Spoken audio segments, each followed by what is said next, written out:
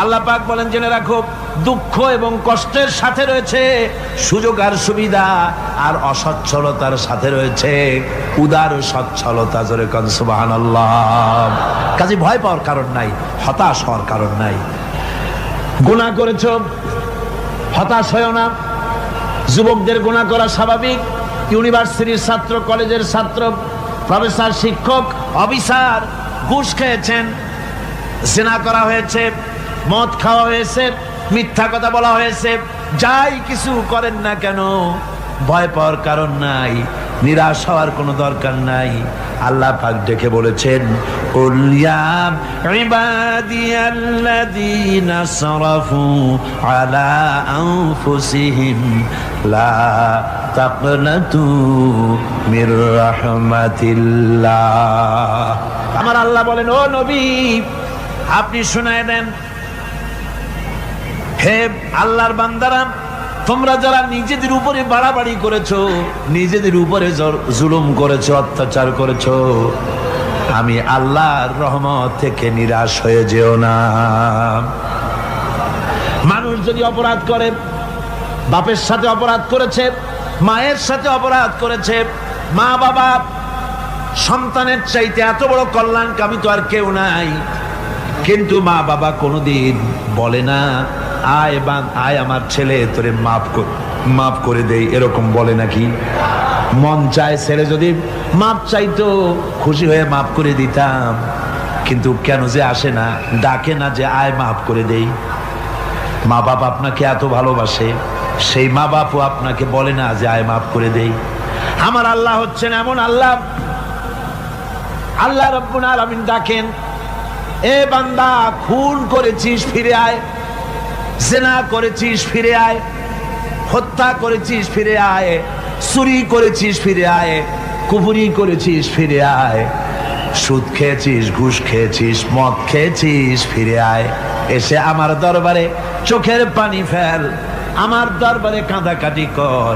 ইন্নাল্লাহা ইয়াগফিরুয যুনুবা জামিআ ইন্নাহু হুয়াল গফুরুর রহিম।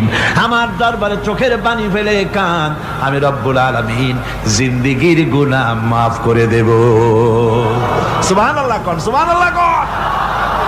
আমার কাছে কাঁদ, চোখের পানি ফেল। আল্লাহ রাব্বুল আলামিনের কাছে বান্দার দুইটা ফোঁটা বেশি প্রিয়।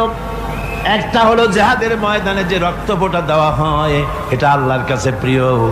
আর আল্লাহর ভয়তে গুনার জন্য লজ্জা করে, অনুশোচনা করে বান্দা যখন চোখের পানি ছেড়ে দেয়, আল্লাহর কাছে এটা অত্যন্ত প্রিয়। নবীজি বলেছেন, বান্দা যখন গুনার ভয়তে, আল্লাহর ভয়তে, জাহান্নামের ভয়তে অনুশোচনা করে যখন চোখ দিয়া পানি ছেড়ে দেয়, ওই চোখের পানি নাকের অর্ধেক আসতে না আসতে আল্লাহ রাব্বুল আলামিন বান্দারে মাফ করে দেন। আল্লাহ বরদাস্ত করতে পারেন না যে বান্দা কান্দু।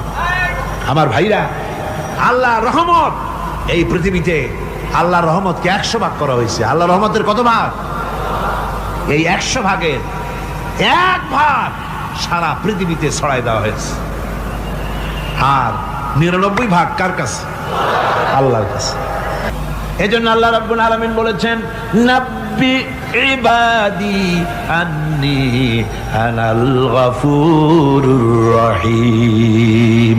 ও আমার নবী, সুসংবাদ দিয়ে দাও, বান্দাদেরকে শোনায় দাও যে আমি আল্লাহ তাআলা ক্ষমাশীল আর দয়াবান। হুজুর কাঁদতেছিলেন, হযরত ওমর রাদিয়াল্লাহু তাআলা আনহু এসে দেখেন হুজুর একা কাঁদতেছে। হুজুর জিজ্ঞেস করছেন, হযরত ওমর জিজ্ঞেস করলেন, হুজুর আপনি কাঁদেন কেন একা একা? হযরত ওমর বলেন, আমি যখন প্রশ্ন করলাম, নবীজি বললেন, আমার কাছে কিছু আগে জিবরাইল এসেছিলেন।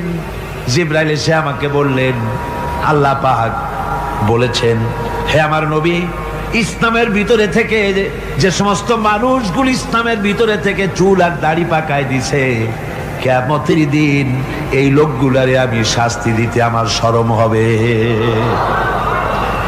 হযরত ওমর বলেন, হুজুর উম্মতের জন্য কত বড় খোঁজ খবর এটা, আর আপনি কাঁদতেছেন। হুজুর বলেন, ওমর তুমি জানো না, আমার কান্নার কারণ ভিন্ন।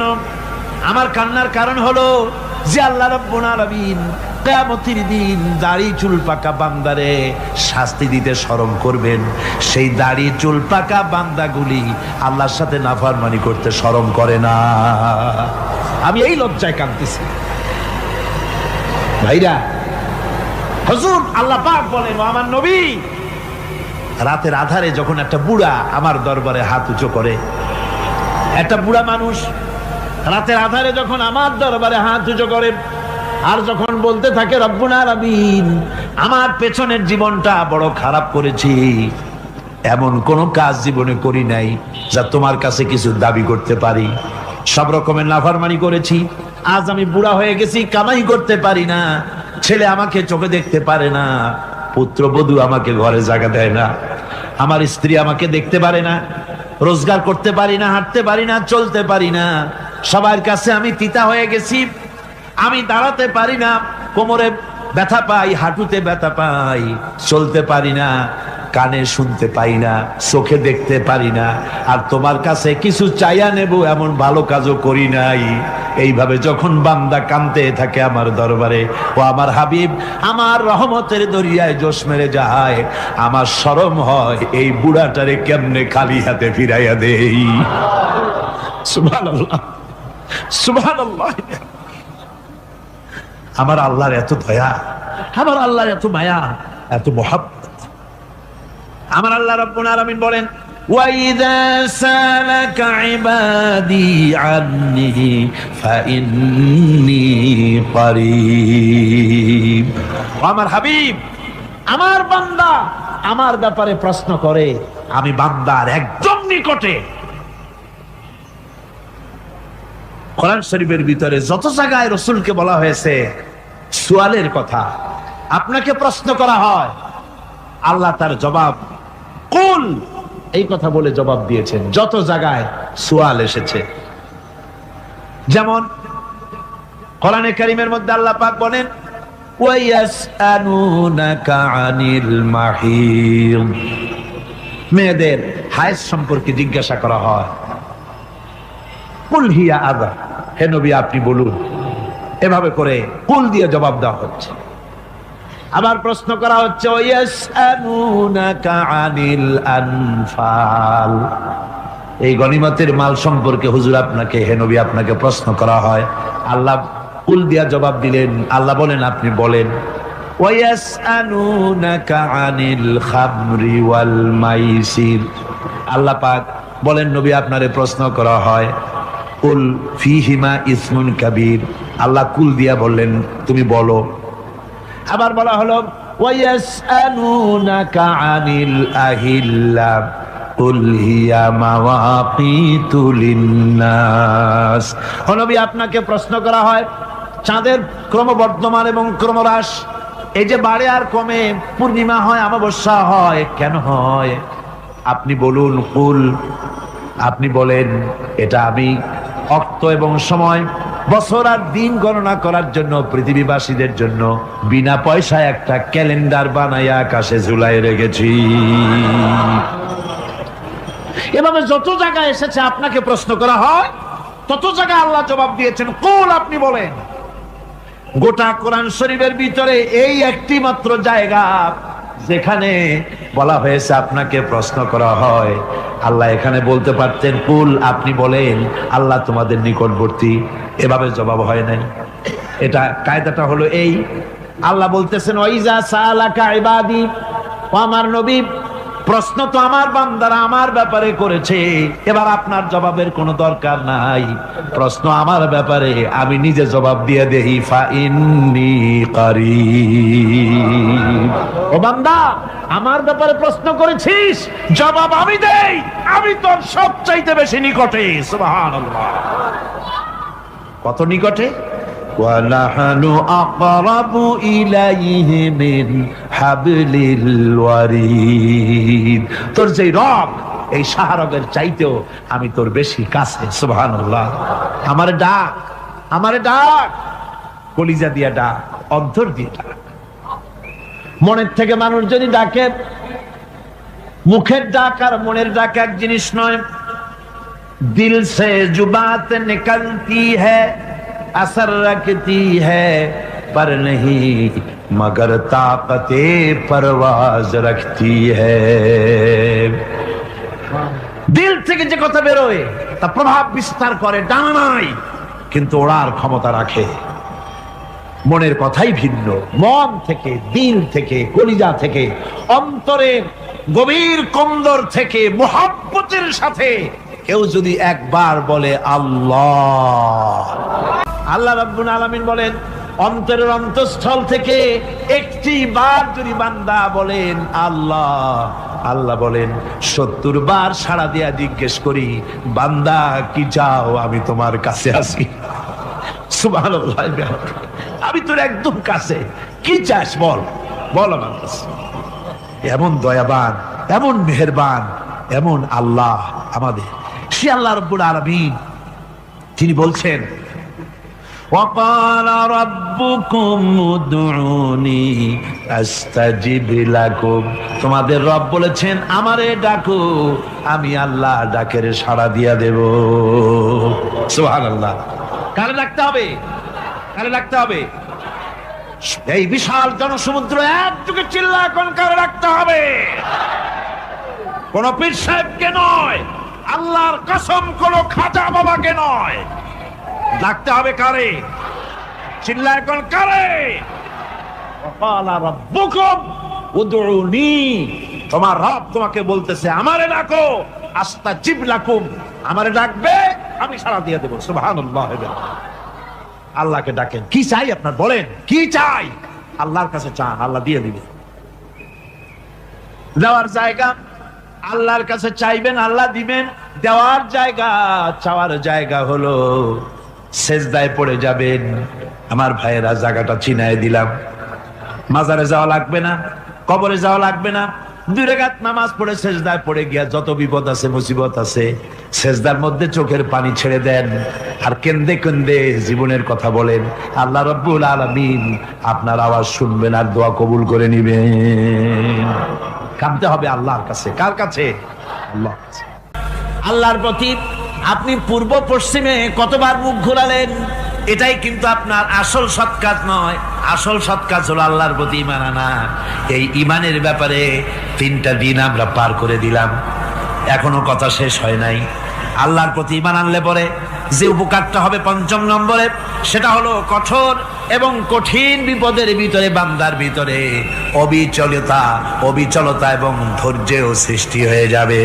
আলহামদুলিল্লাহ। কঠিন বিপদ মুসিবত আসলে পরে সে অবিচল থাকবে। সারা দুনিয়ার বিপদ আপদ, শত্রুতা, দুঃখ, কষ্ট, মুসিবত, জুলুম, নির্যাতন সবকিছু পাহাড়ের মতো উঁচু হয়ে তাকে ঘিরে ফেলবে, কিন্তু তাকে এক চুলও নাড়াতে পারবে না। কবি বলতেছেন সাথে জাকা রহা হ্যায় আসল সে তা ইমরোজ, সাথে জাকা রহা হ্যায় আসল সে তা ইমরোজ, চরাগে মুস্তফাবি সে শরারে বুলাবিস। সে আবহমান কাল থেকে শুরু করে মুস্তাফা সাল্লাল্লাহু আলাইহি ওয়াসাল্লামের দীপ শিখার সাথে আবু জাহেল, আবু লাহাবের অগ্নিস্ফুলিঙ্গের টক্কর লেগেই আছে। রাসূলুল্লাহর আল্লাহর দেওয়া এই বিধান, এই দ্বীনের বাতিটা টিম টিম করে চলেছে। আর গোরকি, টর্নেডো, হাজার হাজার মাইল বেগে হেরিকেন এসেছে, গোরকি এসেছে, টর্নেডো এসেছে, টাইফুন এসেছে, কিন্তু এই আলো নিবাইতে পারে নাই। সুবহানাল্লাহ। এই আলো নিবাতে পারে নাই। এই শত্রুতা চিরকালের, নিবাতে পারবে না। কারণ হচ্ছে আল্লাহ রাব্বুল আলামিন বলেছেন ইউরিদুনা লিইউতফিউ নূরাল্লাহি বিআফওয়াহিহিম ওয়াল্লাহু মুতিম্মু নূরিহি ওয়ালাউ কারিহাল কাফিরুন। ওরা চায় মুখের ফু দিয়ে আমার আলোকে নিভিয়ে দেবে, কিন্তু আমি আমার আলোকে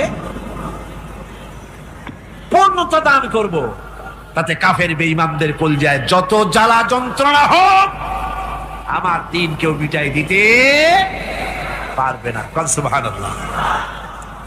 সুতরাং বিপদে অবিচলতা আসবে, সে অটল হবে, মজবুত হবে, কোরআনে কারীম বলতেছে ওয়া কাযালিকা জাআলনা লিকুল্লি নাবিয়্যিন আদুওয়াম মিনাল মুজরিমিন।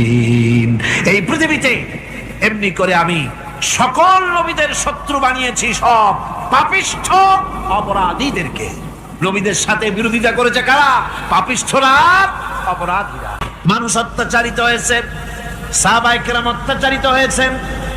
বুখারী শরীফের হাদিসে এসেছে রাসূল করিম সাল্লাল্লাহু আলাইহি ওয়াসাল্লামের কাছে হযরতে খাব্বাব গিয়ে উপস্থিত হয়েছিলেন। হযরতে খাব্বাব বলেন, হাদিসটা এভাবে লেখা হয়েছে বুখারীতে, ওয়ান খাব্বাব বিন আরিদ রাদিয়াল্লাহু তাআলা আনহু قال شكونا إلى رسول الله صلى الله عليه وسلم وهو متوسد بردة له في ظل الكعبة। রাসূলুল্লাহর কাছে গেলাম, কাবা শরীফের কাছে গিয়ে দেখি নবীজি একটা চাদর গায়ে দিয়ে তিনি আরাম ফরমাচ্ছিলেন কাবা শরীফের ছায়ায়। সেখানে গিয়ে বললাম, আলা তাস্তানসিরু লানা আলা তাদউ লানা ইয়া রাসূলুল্লাহ, হে আল্লাহর রাসূল, আপনি কি আমাদের জন্য আল্লাহর কাছে দোয়া চাইবেন না? আপনি কি আল্লাহর কাছে আমাদের জন্য সাহায্য চাইবেন না? আমাদের লোকগুলিকে, মুসলমানগুলিকে মারতে মারতে তো শেষ করে ফেলে দিল। তারা আমাদের সুমাইয়াকে মারলো, আমাদের খাব্বাবকে উটের সাথে পায়ের দড়ি লাগায় টানলো, আমাদের খোবায়েবকে তারা আগুনের উপরে চিৎ করে শোয়ায় রাখলো, না খায় রাখতেছে, মারতেছে। কষ্টে তো শেষ হয়ে গেলাম, হুজুর আপনি কি আমাদের জন্য দোয়া করবেন না? হাদিস শরীফে এসেছে নবীজি উঠে বসলেন সোজা হয়ে। নবীজি বলেন, ও আমার সাহাবী, ও খাব্বাব শোনো, তোমাদের আগে এই পৃথিবীতে যারা দ্বীনের দাওয়াত দিতে এসেছিলেন তাদেরকে সমকালীন রাষ্ট্রশক্তি, সমাজ শক্তি তাদেরকে ধরতো। ফায়ুখাজুর রাজুলো, তাদেরকে তারা ধরতো। ফায়ুহফারু লাহু ফিল আরদ, আর তার জন্য জমিনের ভিতরে কবর বানাইতো। ওই কবর ফায়ুজালু ফিহা, ওই কবরের ভিতরে তাকে কোমর পর্যন্ত গেড়ে দিত। সুম্মা ইউতা বিল মানশার, এরপরে করাত আনতো। ফায়ুদাউ আলা রাসিহি, এরপরে ওই করাত তার মাথার উপরে রাখতো। ফায়ুজালু নিসফাইন, এরপরে করাত দিয়া চিরে জীবিত মানুষটারে দ্বিখণ্ডিত করে ফেলে দিত। মা ইয়াসুদ্দুহু যালিকা আন দীনিহি, ও আমার খাব্বাব, এত কষ্ট দেওয়ার পরেও সেই যুগের কোন মুসলমানকে, দ্বীনের দায়ীদেরকে আল্লাহর দ্বীন থেকে এক চুলো তারা সরাই দিতে পারে নাই, এক চুলো সরাতে পারে নাই। ওয়াল্লাহি, ও খাব্বাব, আমি আমার আল্লাহর নামে কসম করে বলছি, লা ইউতাম্মান্নাল্লাহু হাযাল আমরা হাত্তা ইয়াসিরার রাকিবু মিন সানা ইলা হাযরামাউত। আমি কসম করে বলি, আল্লাহ রাব্বুল আলামিনের এই সানা থেকে হাজারামাউত পর্যন্ত লোকেরা যাতায়াত করবে, সুন্দরী রমণীরা গমন করবে, সদাগরেরা যাতায়াত করবে, টাকা নিয়া পয়সা নিয়া যাতায়াত করবে। তাদের মনের মধ্যে লুটের ভয়, টাকার ভয়, চুরির ভয়, ডাকাতির ভয়, জেনার ভয়, হত্যার ভয়, ধর্ষণের ভয়, কোনো ভয় থাকবে না। লা ইয়াখাফু ইল্লাল্লাহ, আল্লাহ ছাড়া কোনো ভয় থাকবে না। এমন একটা সমাজ, এমন একটা সময় আসবে। ওয়ালাকিন্নাকুম তাস্তাজিলুন, অথচ খুব তাড়াহুড়ো তোমরা করতেছো। তাড়াহুড়ো করো না, সময় আসবে ইনশাআল্লাহ। আমার ভাইয়েরা, আমার বন্ধুগণ, কঠিন বিপদে অবিচলতা এবং ধৈর্যের দৃষ্টান্ত রেখে গেছেন আম্বিয়া আলাইহিমুস সালাম। সুবহানাল্লাহ। কঠিন বিপদে অবিচলতা, দৃঢ়তা, ধৈর্য কারে বলে, তার দৃষ্টান্ত কারা রেখেছেন? আম্বিয়া আলাইহিমুস সালাম। ওনারাই আমাদের আদর্শ, নবীরাই আদর্শ। সাহাবায়ে কেরাম রিদওয়ানুল্লাহ তাআলা আলাইহিম আজমাইন আমাদের আদর্শ। ভাইরা আমার, মুসা আলাইহিস সালামকে ফেরাউন যখন ঘিরে ফেলে দিল, কোরআনের সব কথা গল্প গুজবার ইতিহাসের জন্য লেখা হয় নাই। কোরআনের মধ্যে যা লেখা হয়েছে সব বান্দাদের উপদেশের জন্য, যাতে করে লোকেরা চিরটা কাল এর থেকে উপদেশ নেওয়া নিজেদের তৈরি করতে পারে। জোরে বলেন সুবহানাল্লাহ। মুসা আলাইহিস সালামের কথা আল্লাহ বলেন, ফেরাউন তাকে ঘিরে ফেলে দিল, পালাবার রাস্তা নাই। ফালাম্মা ترى الجمعان قال أصحاب موسى إنا لمدركون। মুসা আলাইহিস সালামের উম্মতেরা বললেন, হে মুসা, পাকড়াও হয়ে গেছি, পালাবার রাস্তা নাই। তিন দিক থেকে আমাদেরকে ঘেরাও করেছে ফেরাউনের শক্তি। সামনে কি দরিয়া, আর তিন দিকে কি ঘেরাও আন্দোলন। পালাবার পথ নাই, পালাবার পথ নাই, সারাশি আক্রমণ, ঘেরাও আন্দোলন। মুসা আলাইহিস সালামকে ঘেরাও করে ফেলেছে, পালাবার উপায় নাই। একদিকে দরিয়া, তিন দিকে ফেরাউনের শক্তি। এই যে ঘেরাও টেরাও মানে নতুন তো না, ধর্মঘট নতুন না, পুরানা জিনিস। এই পৃথিবীতে সর্বপ্রথম ধর্মঘট কিসের উপরে হয়েছে জানেন? এই পৃথিবীর প্রথম ধর্মঘট হয়েছে পেঁয়াজ, রসুন আর ডাইলের উপরে। মুসা আলাইহিস সালামের জামানায় লান নাসবিরা আলা তুআমিন ওয়াহিদ, আমরা এক রকমের খাদ্য আর খাবো না, আমাদের পেঁয়াজ দেওয়া লাগবে, ডাল দেওয়া লাগবে, রসুন দেওয়া লাগবে। সর্বপ্রথম ধর্মঘট হয় মুসা আলাইহিস সালামের জামানায়, সেখান থেকে শুরু হয়েছে। তিন দিক থেকে ঘেরাও হয়ে গেছে, পালাবার কোনো রাস্তা নেই। হযরতে মুসা আলাইহিস সালামের কাছে উম্মতেরা বললেন, পালাবার তো কোনো পথ নাই, এখন উপায়টা কি? আমাদের তো আর উপায় নাই। মুসা আলাইহিস সালাম দেখেন বিপদে পড়ে গেছেন, কিন্তু ধৈর্য হারান নাই, ভয় পান নাই। ভয় পাইছিলেন? ভয় পেয়েছেন? প্রশ্নই ওঠে না। মুসা আলাইহিস সালাম আল্লাহ পাক যাদেরকে বলেছেন উলুল আযম, রাসূল যাদের বলেছেন তার মধ্যে হযরত মুসা একজন উলুল আযম পয়গম্বর। চারটিখানি কথা না, আল্লাহ কথা বলছেন তার সাথে, কালিমুল্লাহ তিনি। সুবহানাল্লাহ। কর মুসা আলাইহিস সালাম শোনালেন, কাল্লা ইন্না মাইয়া রাব্বি সায়াহদিন। কখনো নয়, আমার উম্মতেরা ভয় পেও না, আমার রব অবশ্যই আমাকে পথ দেখাবে। সুবহানাল্লাহ। তিন দিক থেকে শত্রু, একদিকে দরিয়া, পালাবার কোন রাস্তা নাই। সেখানে দৃঢ়তার সাথে তিনি বলছেন, অবশ্যই আমার আল্লাহ আমারে পথ দেখাবে। সুবহানাল্লাহ। নবীরা এই দৃঢ়তা দেখিয়েছেন, অবিচলতা দেখাইছেন। আল্লাহ পাক মুসা আলাইহিস সালাম যখন এই দৃঢ়তা দেখালেন, এই অবিচলতা দেখালেন, সঙ্গে সঙ্গে জিবরাইল এসে হাজির হয়ে গেলেন। আল্লাহ পাক বলেন, ফাআওহাইনা ইলা মুসা আন আদরিব বিআসাকাল বাহরা ফানফালাকা ফাকানা কুল্লু ফিরকিন কাত্তাউদিল আযীম। মুসা আলাইহিস সালামকে আমি ওহী নাযিল করলাম, তাকে বললাম হাতে যে লাঠি আছে, এই লাঠি দিয়ে আঘাত করো দরিয়ার উপরে। দরিয়ার উপরে আঘাত করলেন, একটা রাস্তা হয় নাই, 12টা রাস্তা তৈরি হয়ে গেল। আর দেওয়ালগুলা পাহাড়ের মতো উঁচা হয়ে গেল। দরিয়ার ভিতরে পাহাড়ের মতো উঁচা, মজবুত 12টা রাস্তা। এবার মুসা আলাইহিস সালাম তার দলবল নিয়ে চললেন। আল্লাহ রাব্বুল আলামিন বলেন, ওয়া আনজাইনা মুসা ওয়া মান মাআহু আজমাইন। মুসা এবং তার সাথী সঙ্গীদেরকে আমি পার করে দিলাম। মুসা আলাইহিস সালাম এবং তার সাথী সঙ্গী নিয়ে যখন দরিয়ার মাঝখানে আসছে, ফেরাউন তার দলবল নিয়ে এসে গেছে। আসে দেখে নদীর মধ্যে রাস্তা। বাবা, খুব তো কায়দা। ও মনে করছে ওর বাজানের তৈরি করা ডিস্ট্রিক্ট বোর্ডের রাস্তা। ওর লোকজন নিয়ে নেমে গেছে দরিয়ার ভিতরে। ও আসছে মাঝখানে, মুসা আলাইহিস সালাম চলে গেছে ওপার, দরিয়া পার। মাঝখানে যখন এসে গেল, আল্লাহ রাব্বুল আলামিন পানিকে অর্ডার করলেন কুন। আল্লাহর তো বটন টেপা লাগে না, মুখ দিয়া কোনো হুকুম করা লাগে না, শুধু বলেন কুন। যে ব্যাপারে কুন বলেন ফায়াকুন, সাথে সাথে হয়ে যায়। আল্লাহ বললেন কুন, আর অমনি রাস্তা বন্ধ হয়ে গেল। এবার তুফান শুরু হয়েছে নদীতে, ঢেউয়ের উপরে ঢেউ, মৌজুন কাল জিবাল, পাহাড়ের মতো উঁচু হয়ে হয়ে ঢেউ আসতেছে। দলবল ঘোড়া আর অস্ত্রপাতি যা ছিল সব মরিয়া শেষ। এবার ফেরাউন একা উপরে ওঠে আর নিচে নামে, পানি খেতে খেতে পেটের কাম সারা। জনমের খাওয়া খাইছে পানি, এখন জান যা, বাঁচবার আর উপায় নাই,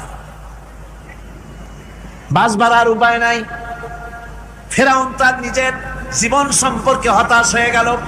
এবার ফেরাউন বলতেছে, আমানতু আন্নাহু লা ইলাহা ইল্লাল্লাযী আমানাত বিহি বানু ইসরাঈল। আমি ঈমান আনলাম, আমি ঈমান আনলাম আল্লাহ ছাড়া কোনো ইলাহ নাই। ওই আল্লাহর উপর ঈমান আনলাম যে আল্লাহর উপরে ঈমান এনেছে বনি ইসরাঈলেরা। আল্লাহ যাতে ঠিক পাইছে কোন আল্লাহর উপর ঈমান আনছে। বনি ইসরাঈলের আল্লাহর উপর ঈমান আনলাম। আল্লাহ এই তো মুসলমান হয়ে গেছি, এরপরও আমার সুবাও কেন?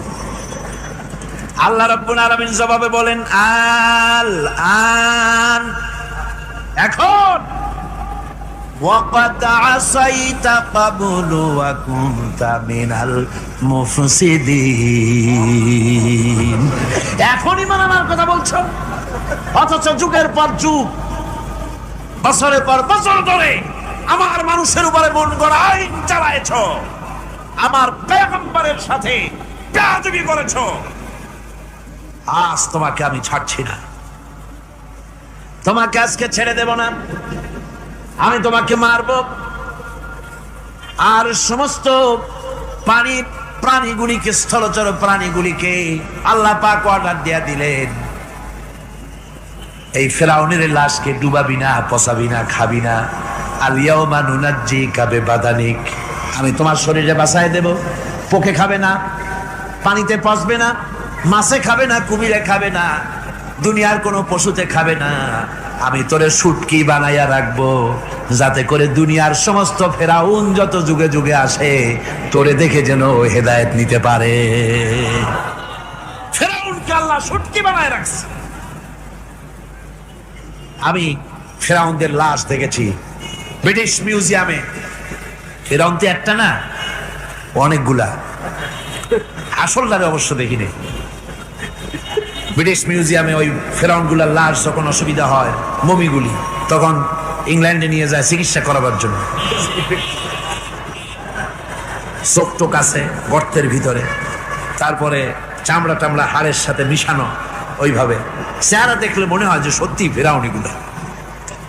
আর ব্রিটিশের কাম, মিশর থেকে না আনছে এমন কোনো জিনিস নাই। তারা ময়ূর সিংহাসনের, শাহজাহানের ময়ূর সিংহাসনের ময়ূরের বাম চোখে কোহিনূর মণি লাগাইছিলেন। শাহজাহান ময়ূরের ডান চোখে কোহিনূর মণি লাগায় নাই। কোহিনূর মণির অনেক দাম, আমি দেখে এসেছি মণি।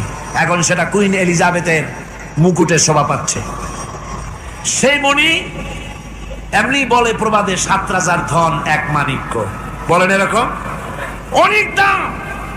শাহজাহান দেখালেন আমি মুসলমান, আমার কাছে এটার দাম নাই, এই জন্য ময়ূরের ডান চোখে লাগালাম না, বাম চোখে লাগাই দিলাম। এইটারে চুরি করছে। টিপু সুলতানের তরবারিটা পর্যন্ত চুরি করেছে। আজ পর্যন্ত ব্রিটিশ মিউজিয়ামে টিপু সুলতানের তরবারিটা আছে, আমি তরবারিটা দেখে এসেছি। আমার বন্ধুগণ, বলতেছিলাম যে পৃথিবীতে আল্লাহ রাব্বুল আলামিন নবীরা তাদের চরিত্র দিয়ে বিপদের মোকাবেলা করে, দুনিয়ার সামনে কঠিন বিপদের মোকাবেলা করে অবিচলতা, দৃঢ়তা দেখায় গেছেন যে কেমন করে এই পৃথিবীতে বিপদের সামনে মোকাবেলা করতে হয়। ধৈর্য ধরতে হবে, বিপদ আসবে পাহাড় সমান হয়ে, আপনাকে ধৈর্য ধারণ করতে হবে সেভাবে বুক বেঁধে। যেহেতু এটা যদি বিশ্বাস হয় যে আমার কিসমতে যা আছে তার থেকে বেশি কিছু হবে না, তাহলেই আপনার ধৈর্য আসবে, ভয় পাবেন না। কথা ঠিক কিনা কর? এবারে হযরত হুদ আলাইহিস সালাম সম্পর্কে আল্লাহ রাব্বুল আলামিন বলেন, হযরতে হুদকে যখন ষড়যন্ত্র হলো, কাফির বেঈমানেরা তাকে মেরে ফেলার জন্য যখন সরকারি ষড়যন্ত্রে লিপ্ত হয়ে গেল, হযরতে হুদ সমাজের এই চ্যালেঞ্জের মোকাবেলা করলেন।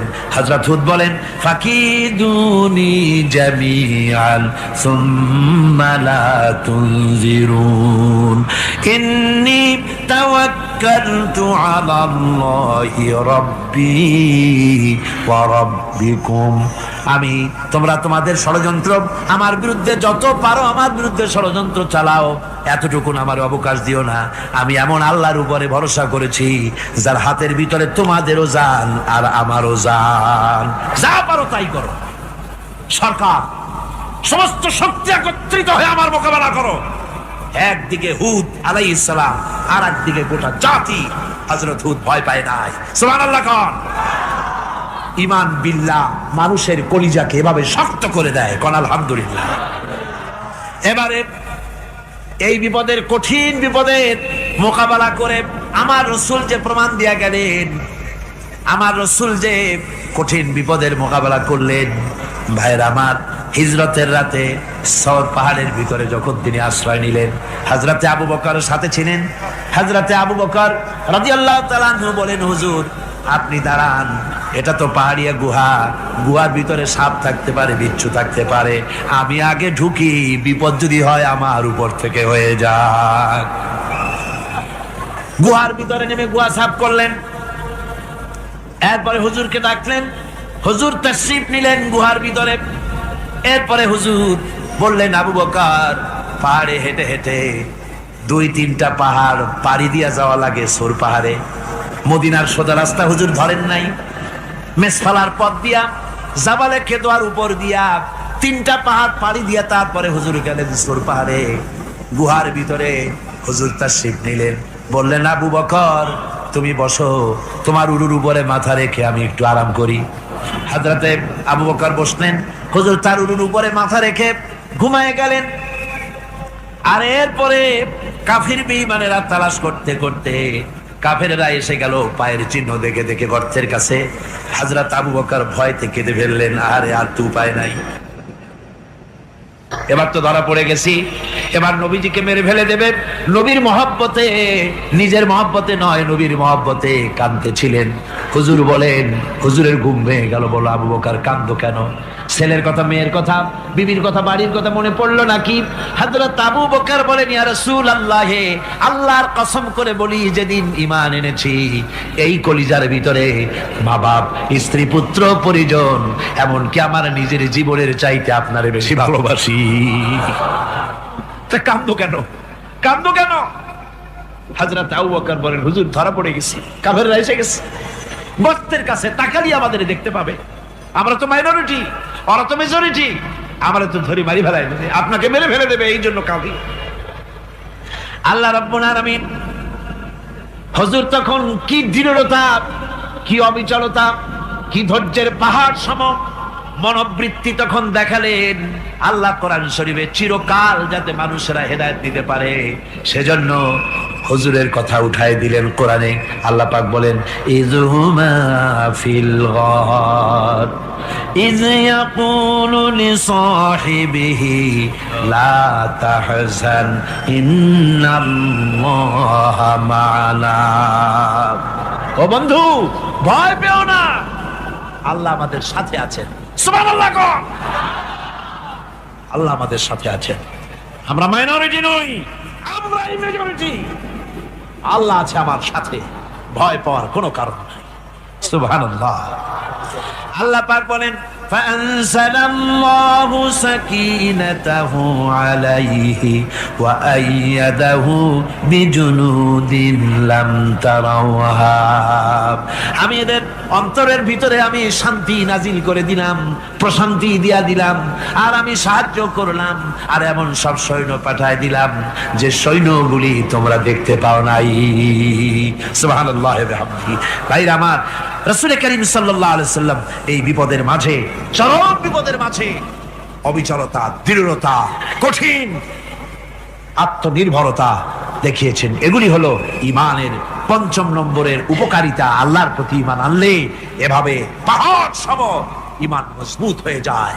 জেলের পরোয়া করি না, ফাঁসির পরোয়া করি না, শহীদ হওয়ার পরোয়া করি না, মেরে ফেলে দেবে, উড়ায় দেবে, হত্যা করবে, পরোয়া করি না। পরোয়া করি কেবলমাত্র কাকে? জোরে বলেন কারে? এইরকম মুসলমান হাজার হাজার লাখ লাখ দরকার নাই, 313 জন যথেষ্ট। কয়জন যথেষ্ট? 313 জন যথেষ্ট। বদরে যারা জান দিয়ে, মাল দিয়ে দ্বীনকে প্রতিষ্ঠিত করেছিলেন, এরকম 313 জনই যথেষ্ট ছিল। এই দৃঢ়তা, এই অবিচলতা, এই ঈমান, এই ধৈর্য শিক্ষা দেয়, এই উপকার করে ঈমান বিল্লাহ। আল্লাহর প্রতি ঈমান আনলে এভাবে পাহাড়ের মতো শক্ত হয়ে যায় কলিজা। কোন আলহামদুলিল্লাহ। আমার বন্ধুগণ, এবার আমি বলবো সর্বশেষ উপকারের কথাটা বলি, মোনাজাত ছেড়ে দেব। কয়টার কথা বলছিলাম? উপকার ছয়টা উপকারের কথা বলেছি। অনেকগুলি বৈশিষ্ট্য, অনেকগুলি উপকারের মধ্যে আল্লাহর প্রতি ঈমানের 6টা উপকারের কথা 5টা বলা হয়ে গেছে। এবার 6ষ্ঠ নম্বর এবং শেষ নম্বর, এটা হচ্ছে আল্লাহর প্রতি ঈমান আনলে পরে তার দ্বারা সবচাইতে বেশি ফায়দা পায় সমাজ এবং রাষ্ট্র। কল আলহামদুলিল্লাহ, কল আলহামদুলিল্লাহ। আল্লাহর প্রতি ঈমানের দ্বারা নৈতিক সংশোধন হয় এবং রাষ্ট্র আর সমাজ সবচাইতে বেশি উপকৃত হয়। কারণ হলো ঈমানদার ব্যক্তি আল্লাহর প্রতি যে ঈমান এনেছে তার মনের মধ্যে ধারণা এটা হয়, আমার কোনো কাজ তো গোপন থাকে না। ইন্নাল্লাহা লা ইয়াখফা আলাইহি শাইউন ফিল আরদি ওয়ালা ফিস সামা। আল্লাহর কাছে গোপন বলতে কিছু নাই, আকাশেও নাই, জমিনেও নাই, কোনো কিছু গোপন নাই। সুতরাং আমি যা করি সব আল্লাহ দেখেন এবং শোনেন। এমনকি মানুষ যে কল্পনা করে সে কল্পনাও আল্লাহ টের পায় না, নাকি টের পায় কিনা? وَإِن تُبْدُوا مِنْ أَنفُسِكُمْ أَوْ تُخْفُوهُ يُحَاسِبْكُم بِهِ اللَّهُ। মনের ভিতরে যে কল্পনা করো, আল্লাহ পাক বলেন এই কল্পনারও হিসাব আমি রব্বুল আলামিন তোমার কাছ থেকে নেব। ফায়ুআযযিবু মাইয়াশাউ, যারে খুশি শাস্তি দেব আর যারে খুশি আমি maaf করে দেব। জোরে বলেন সুবহানাল্লাহ। ফায়াগফিরু লিমাইয়াশা ওয়া ইউআযযিবু মাইয়াশা, যারে খুশি maaf করব, যারে খুশি শাস্তি দেব, কল্পনারও হিসাব নেব। এই কথা মুমিনের যদি জানা থাকে তাহলে আর তার কোনো চিন্তা থাকে না, তার নৈতিক চরিত্র ভালো হয়ে যায়। কোন সুবহানাল্লাহ। আমার বন্ধুগণ, ঈমানদার লোক আল্লাহর প্রতি ঈমান আসলে পরে সমাজ উপকৃত হয়, রাষ্ট্র উপকৃত হয়ে যায়। যেহেতু বান্দা জানে আমি দায়িত্বহীন কোনো কথা বলতে পারবো না, দায়িত্বহীন কোনো কাজ করতে পারবো না। আল্লাহ পাক বলেছেন, মা ইয়ালফিযু মিন কাউলিন ইল্লা লাদাইহি রাকীবুন আতীদ। বান্দা এমন কোনো কথা বলে না যে কথা আমার ফেরেশতারা রেকর্ড করে না রাখে। কাজী মুমিন ব্যক্তি আল্লাহর ভয়তে দায়িত্বহীন কথা বলবে না। নির্বাচন আসতে পরে রাস্তা সোনা দিয়ে বান্দায় দেব, এই করব সেই করব, না খাইয়া কেউ মরবেন না। আসে না নির্বাচনের সময় সেরাগালি বদনারা মঞ্চে দাঁড়িয়ে কত বড় বক্তৃতা করে, ভাইয়ের আমার, বোনের আমার, এবার আমার বোতল মার্কা বাক্স, আপনারা আমাকে ভোট দিয়ে দেশ এবং জাতির আরেকবার 12:30 বাজাইবার সুযোগ দিন।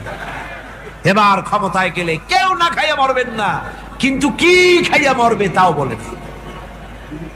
এর মানে প্রতি অর্থ হচ্ছে এই, ওরা যদি ক্ষমতায় যেতে পারে তাহলে বিষ খাইয়া হোক, গুলি খাইয়া হোক, কিছু না কিছু খেয়ে মরতে হবে।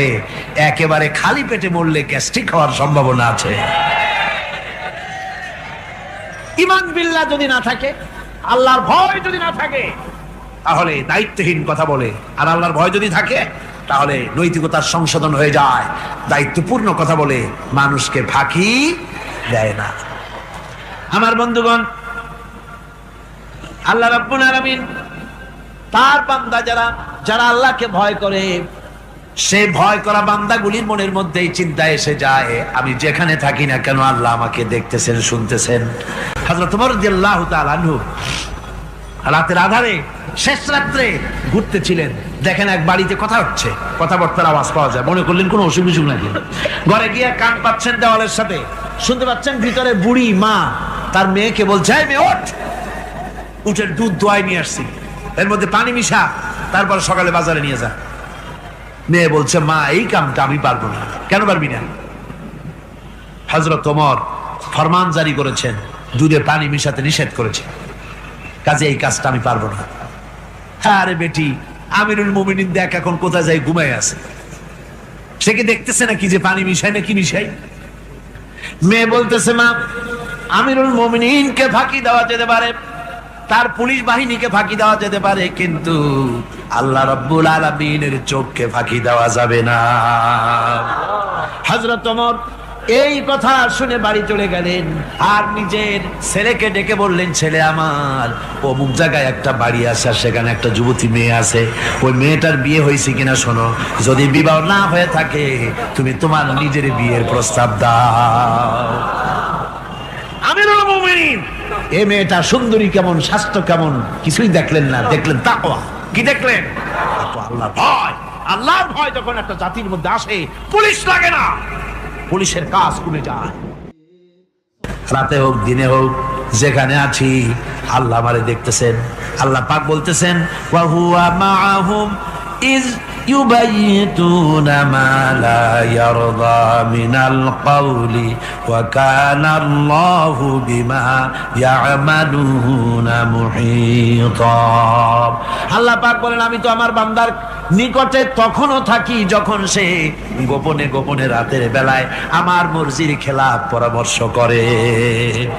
আমার মর্জির খেলাফ পরামর্শ করতেছে রাত্রে, আমি তো তখনও কাছে থাকি, ওটা আমি শুনি। ইমান যদি আসে তাহলে এই সব কাজ থেকে সে বিরত থাকে। সে যদি কম হয় সেখানেও আল্লাহ, বেশিও যদি হয় সেখানেও আল্লাহ। এমন কোন জায়গা আছে নাকি চিটাগংয়ে যেখানে আপনি একটা আকাম করবেন আর আল্লাহ টের পাবে না? কোন আছে নাকি? আচ্ছা, চট্টগ্রামে না থাকুক, বাংলাদেশের কোন জায়গা আছে নাকি?